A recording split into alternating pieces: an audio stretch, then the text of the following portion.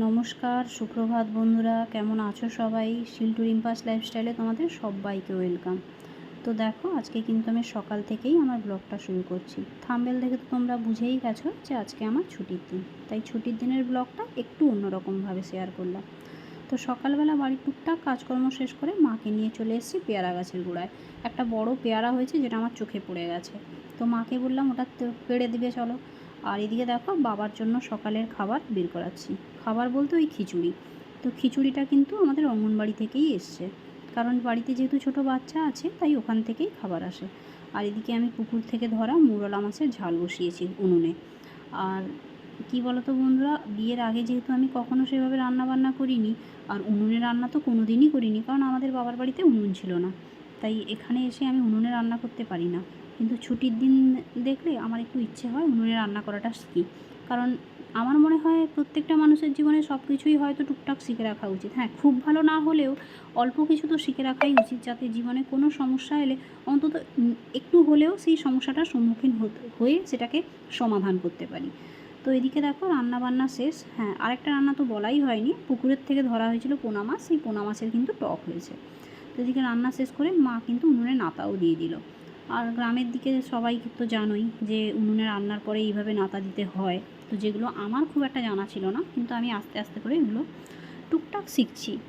এখন কিন্তু আমি উনুনে নাতা দিতেও পারি।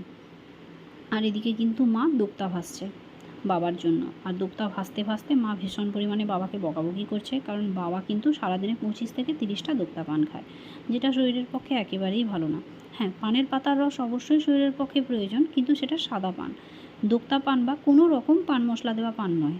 তো যাই হোক, কে শোনে কার কথা, প্রত্যেকটা মানুষের কোনো না কোনো নেশা থাকে, সেটা ভালো হোক বা খারাপ। আর কেউ যদি কোনো কিছু নেশায় আসক্ত হয়ে যায়, সেটা থেকে বেরোতে সে হুট করে পারে না, অনেকটা সময় লেগে যায়। কেউ পারে, আবার কেউ কিন্তু একেবারেই ওই নেশা থেকে বেরোতে পারে না। তো যাই হোক, মা পানমুড়ি ভেজে নিয়েছে, এখন ধনে ভাজছে। তো দেখো, আজকে ছুটির দিন বলে না আমি ঠিক খুঁজেই পাচ্ছি না যে আমি কি করব।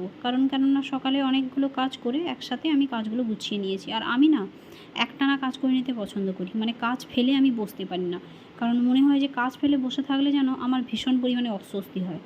তো এদিকে রান্নাবান্না শেষ করে আবার দেখো বাবার দিকে চলে এসেছি। বাবা দেখছি পেয়ারা পাড়ছে, আমিও ভাবলাম যে চলো তাহলে আমি একটু ভিডিও করি। তো এখানে অনেকগুলো গাছ আছে, পেয়ারা গাছ, পাতিলেবুর গাছ, তারপরে হচ্ছে বাতাবি লেবুর গাছ। তো কখনো তো এইসব দিকে আসি না, কারণ এদিকটা এত জঙ্গল হয়ে গেছে, আর বৃষ্টির কারণে তো প্রচুর পরিমাণে আগাছা জন্মে গেছে। আর আগাছাগুলো যেন আমার হাইট পেরিয়ে গেছে, যে কারণে না ভীষণ ভয় লাগে। আর এদিকে বলতা মশা, সাপ, এগুলো তো আছেই। তো যে কারণে ভয়ে আমি এদিকটায় কখনোই আসতে চাই না। আজ বাবা এসছে বলে বাবার পেছন পেছন চলে এসছে। তো দেখো, এদিকে কিন্তু আমি বাবার সাথে পেয়ারা আর লেবু পাড়লাম, তারপরে চলে এসেছি আবার মায়ের কাছে। দেখি মা আবার দোক্তা পাতা ভাজছে। তবে এই দোক্তা পাতার যে রাগ বন্ধুরা, কি বলবো, এখানে আমি একটুও দাঁড়াতে পারিনি। তারপর এসে দেখি বাবা ছিপ ফেলছে। তো ছিপ ফেলতে ফেলতে কিন্তু বাবা একটা মাছও ধরেছে। অবশ্য মাছটার নাম আমি ঠিকঠাক জানি না। তো মাছটাকে এখন রেখে দেওয়া হলো, কারণ আমাদের তো রান্না হয়েই গেছে, এই মাছটা পরের দিন হয়ে যাবে। আজকে ভাবলাম হাতে যখন কিছুটা সময় আছে একটু নিজের জন্য কিছু করি। তো কিছু বলতে ওই দই মাখলাম। দই মাখতে মাখতে সেদিকে দেখি আইসক্রিম এসছে, ও ঘন্টি বাজাচ্ছে। বাবাকে বললাম বাবা আইসক্রিম এসছে, বাবা চলে গেল আইসক্রিম কিনতে। তো এদিকে দেখো, আমি মা দুজনেই বসে পুকুর ঘাটে আইসক্রিম খাচ্ছি। আর যেহেতু আমার মায়ের দুজনেরই স্নান করা হয়ে গেছে, তো বাবা স্নান করছে। তারপর এই যে খেতেও বসে গেছি। বাবার দিকে ভিডিওটা করা হয়নি, কারণ আমার একটা ফোন এসেছিলো বান্ধবীর, ওর সাথে কথা বলতে বলতে বাবার ওদিকে খাওয়া শেষ হয়ে গেছে। তো এদিকে দেখো, মারও কিন্তু খাওয়া শেষ হয়ে গেছে, আমি কথা বলতে বলতে পিছিয়ে পড়েছি। তো এদিকে খাওয়া দাওয়া শেষ করে সব কিছু পরিষ্কার করে গুছিয়ে এখন চলে এসেছি ঘুমোতে। দুপুরবেলা একটু রেস্ট নিয়ে নিই, তারপর উঠেও আবার ঘরগুলো ভালো করে ঝাঁট টাঁট দিয়ে পরিষ্কার করে এখন নিচে চলে এসেছি। নিচে এসে দেখি বাবা আবারও ছিপ ফেলছে। বাবাকে বললাম যে বাবা, মাছ কি কিছু পড়ছে? বাবা বলল না, এখানে আর কিছু হবে না, এখন আমি বরজের ধারে পুকুরটায় চলে যাব। তো বাবা বরজের ধারে পুকুরে গেল আর বলে গেল পেয়ারা কেটে যেন আমি নিয়ে যাই ওখানে। তো আমি এখানে পেয়ারাগুলোকে ভালো করে জল দিয়ে ধুয়ে নিলাম। তবে কী বলো তো বন্ধুরা, পেয়ারাগুলো গাছ থেকে পাড়তে আমাদের অনেকটা দেরি হয়ে গেছে, কারণ পেয়ারাগুলো আর ডাঁসা নেই, একেবারেই কিন্তু পেকে গেছে। এই পাকা পেয়ারা খেতে আমার একেবারেই ভালো লাগে না, কিন্তু কিছু করার নেই, কারণ কেননা যেহেতু আমি বলেছিলাম বলেই পেয়ারাগুলো পাড়া হয়েছে। এখন দেখো, কাসুন্দি দিয়ে ভালো করে মাখিয়ে এখন আমি নিয়ে যাচ্ছি বরজের দিকে। হঠাৎ বেরিয়ে দেখি মা মাছ কিনছে এই বিকেলবেলা। যেহেতু আমি লোটে মাছ খেতে খুব পছন্দ করি, তাই মা ওই দোকান থেকে কিন্তু 1 কেজি লোটে মাছ নিয়ে নিয়েছে।